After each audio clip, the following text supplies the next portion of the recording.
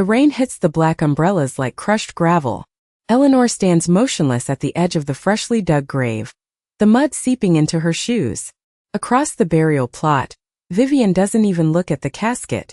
Instead, she slowly adjusts her flawless platinum blonde hair. Her lips, painted a sharp crimson red, pressed together, forming a faint, unmistakable smirk. Beside her, Julian flicks his wrist. The oversized gold Rolex slips down his arm, catching the dull gray light.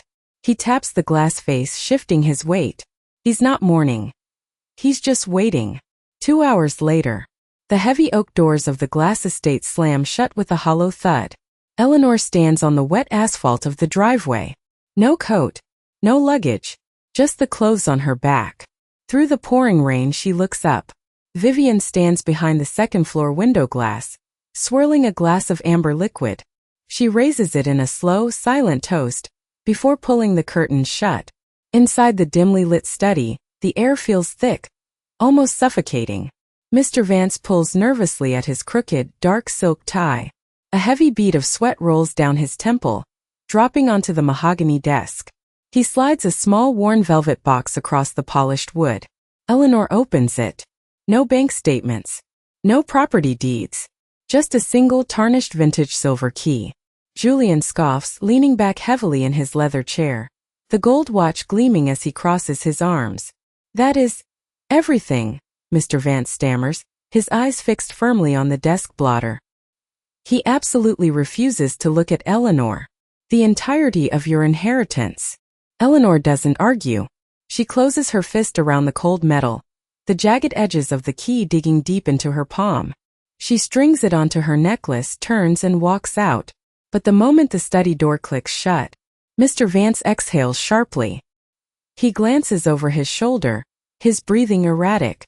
With frantic, shaking hands, he pulls a thick, wax-sealed envelope from a hidden drawer. An envelope bearing the late billionaire's personal crest. He shoves it deep into his leather briefcase and snaps the locks shut. He wipes his sweating forehead, completely unaware that the shadow of a pair of shoes is still standing perfectly still, just outside the crack of the door. A flickering red neon sign buzzes loudly outside the cracked motel window. Eleanor sits on the edge of a sagging damp mattress. She pulls the tarnished silver key from beneath her collar. The metal feels freezing against her skin. She rubs her thumb hard over the tarnished head of the key, scraping away years of grime. There. A tiny, barely visible engraving. A winged wheel. Her breath hitches. The old Grand Central Terminal lockers. The exact spot her father used to take her every Sunday when she was a little girl. She doesn't hesitate. She grabs her damp coat and steps back out into the storm.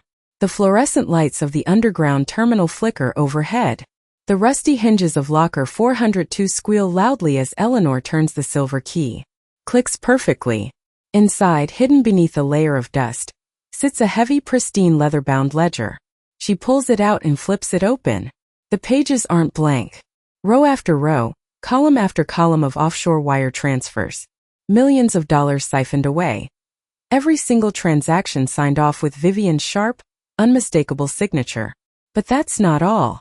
Tucked securely in the back flap is a yellowed document. The original unalterable deed to the glass estate. The very document Mr. Vance swore had been destroyed. Meanwhile, back at the cheap motel, the flimsy wooden door suddenly splinters and crashes open. Two men step into the empty room. One of them aggressively shakes his wrist, checking the time on his flashy, oversized gold Rolex. They missed her by exactly 5 minutes. He pulls out his phone, hitting speed dial. "She's gone," he mutters into the receiver. But as he turns to leave, his heavy boot crunches on something on the floorboards. He bends down, picking up a crumpled, half-burned photograph that Eleanor deliberately left behind. The man's eyes widen in absolute shock. "Julian, you need to see this right now." Camera flashes erupt like a strobe light across the crowded ballroom. Vivian stands behind a sleek crystal podium, her platinum blonde hair catching the glare of the heavy chandeliers. Her crimson-red lips stretch into a practiced, blinding smile as she gestures to the center of the room. Two men pull back a velvet cloth, revealing a massive, glowing architectural scale model. The original glass estate is completely gone, replaced by a towering hypermodern commercial complex. Julian stands to her right, aggressively shaking hands with a tight circle of Wall Street investors. His oversized gold Rolex flashes under the lights every time he claps an executive on the shoulder. He nods eagerly, snatching a gold pen to sign a massive, multi-billion-dollar investment contract without even bothering to flip to the fine print. Miles away, inside a dimly lit, vibrating construction trailer, Eleanor pushes a pair of thick-rimmed glasses up the bridge of her nose. Her hair, now dyed a dull, unrecognizable brunette, falls over her face. She slides a heavy cardboard tube across a drafting table. Julian's lead project manager eagerly unrolls it. The new foundation blueprints. Eleanor's finger taps directly on the structural load-bearing columns she spent the last 3 nights subtly recalculating to inevitably fail under heavy pressure. The manager nods, completely oblivious, and stamps the paper with bold red ink. Approved. Meanwhile, back in the penthouse suite, Vivian aggressively punches a 6-digit code into a wall safe hidden behind a massive oil painting. The heavy steel door swings open. She reaches her hand deep into the back corner. Nothing. She frantically pulls out stacks of cash and jewelry boxes, tossing them onto the floor.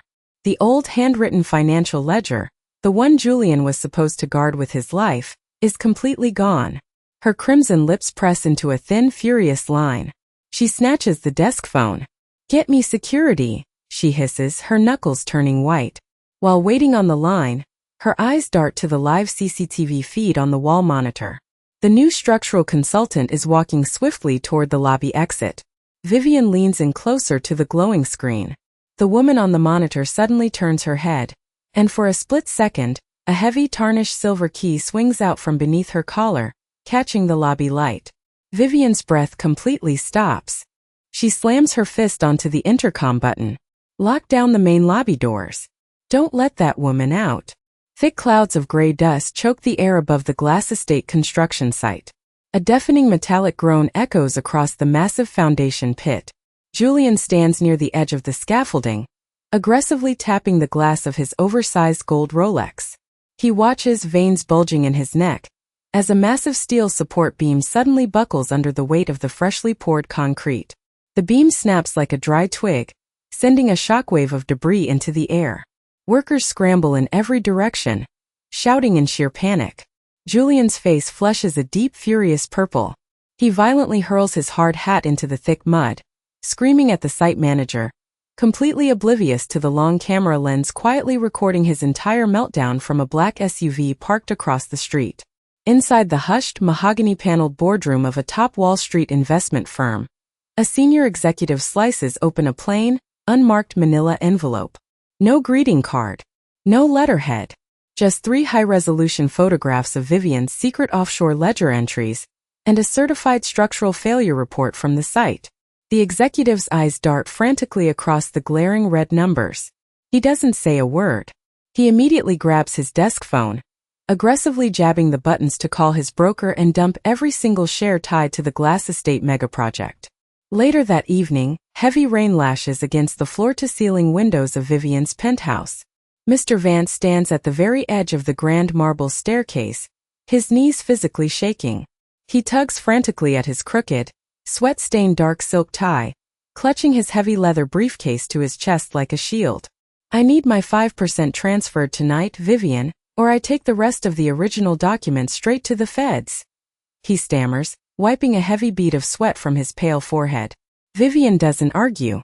She slowly turns her back to him, pouring a glass of expensive amber whiskey with agonizing slowness. Her crimson-red lips press into a calm, chilling smirk. She takes a long, slow sip.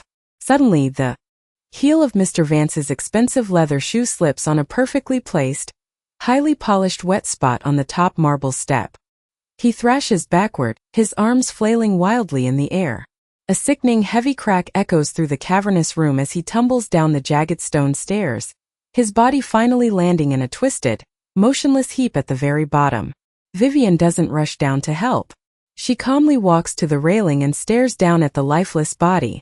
But as Vance's briefcase pops open upon impact, scattering confidential papers across the blood-spattered marble, a single familiar object rolls out and clinks loudly against the floor tile.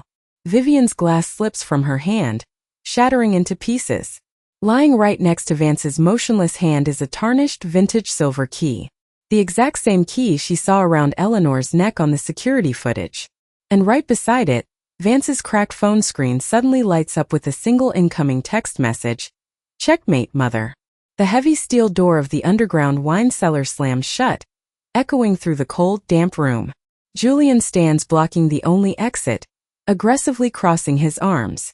The dim overhead bulb reflects off his flashy, oversized gold Rolex. In the center of the room, Eleanor sits bound to a heavy oak chair. Vivian slowly paces around her, completely untouched by the grime of the cellar.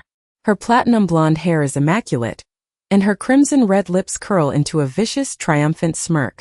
Vivian violently slams a thick stack of legal documents onto the wooden table.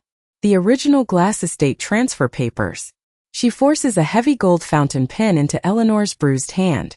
"Sign the deed over to me, or we leave you down here to rot," Vivian hisses, her perfectly manicured nails digging deep into Eleanor's shoulder. Eleanor's chest heaves.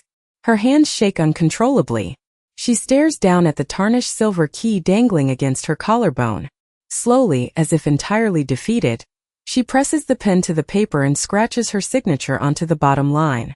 Vivian immediately snatches the document, letting out a sharp, breathless laugh of absolute victory. Vivian holds the document up to the flickering bulb, admiring the fresh ink. But as her eyes trace the heavy black text at the very top of the page, her triumphant smile completely vanishes. She frantically flips to the second page. The words property transfer are nowhere to be found. Instead, the bold heading reads, "Full assumption of corporate fraud and deficit liabilities." Vivian's breathing stops. The color drains from her face. By forcing Eleanor to sign as the witness, Vivian just legally bound herself as the sole guarantor of every single illegal offshore shell company and debt Julian ever created. Eleanor doesn't look scared anymore. The shaking completely stops. She casually slips her wrists out of the loose ropes. She tied the knots herself. She stands up smoothly, the silver key gleaming. "Dad always knew you'd try to take it all," Eleanor whispers, taking a step toward the stunned woman. "He just needed you to put it in writing." Eleanor casually presses a hidden latch on the side of her silver key. A tiny microscopic green light blinks. An audio transmitter. Before Vivian can even scream, Eleanor kicks open the cellar's rusted emergency ventilation grate and slips into the dark access tunnel. Vivian lunges forward, but she's too late. She frantically grabs her cell phone to call her security team, jabbing the screen. But instead of a dial tone, a pre-recorded automated voice slowly plays through the speaker. "All your accounts have been permanently frozen. Enjoy the gala tonight." Hundreds of crystal glasses clink inside the grand ballroom of the city's most exclusive hotel. Vivian steps up to the glowing crystal podium, her platinum blonde hair perfectly pinned, her crimson red lips stretched into a dazzling, victorious smile. She raises her hands, and the room of Wall Street elites falls completely silent. "Tonight, we don't just build a foundation.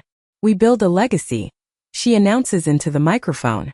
She gestures gracefully to the massive LED screen behind her, waiting for the promotional render of the new commercial complex.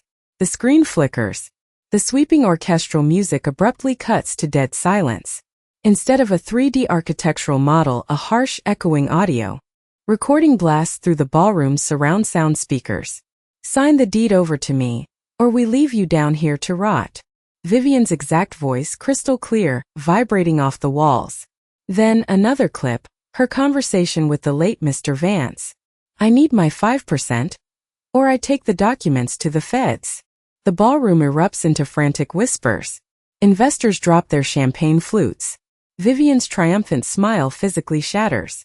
She frantically jabs the buttons on the podium to kill the feed, her hands trembling so violently she knocks the microphone to the floor. Julian aggressively pushes through the crowd, sprinting toward the exit, but the heavy double doors violently burst open before he can reach the handle. Deafening sirens wail outside. Harsh, flashing red and blue lights pierce through the floor-to-ceiling glass windows, violently illuminating the dark ballroom. A dozen FBI agents storm the room. Julian violently throws a punch at the first officer, but he is instantly tackled, his face slammed hard onto a marble cocktail table. The oversized gold Rolex violently snaps off his wrist, the glass face shattering into pieces across the floor. Two agents grab Vivian's arms, forcefully pulling them behind her back. The cold steel handcuffs click shut. Her immaculate platinum blonde hair falls out of its pins, hanging wildly over her face. The sharp crimson lipstick is smeared across her cheek as she thrashes, completely stripped of her dignity in front of the city's most powerful people. Suddenly, the frantic movement in the room seems to slow down. Vivian looks up. Standing high above the chaos, leaning casually against the mezzanine's glass balcony, is Eleanor. She isn't wearing cheap motel clothes anymore. She is dressed in a sleek, tailored black suit, looking exactly like her father. The tarnished vintage silver key rests perfectly in the center of her collarbone, catching the strobe lights of the police cars. Eleanor holds a crystal glass of expensive amber whiskey. She looks down at the handcuffed woman. Slowly, deliberately, Eleanor raises the glass in a silent toast, mirroring the exact gesture Vivian gave her in the pouring rain. Eleanor takes a slow sip, turns her back on the wreckage, and walks away into the shadows of her reclaimed empire.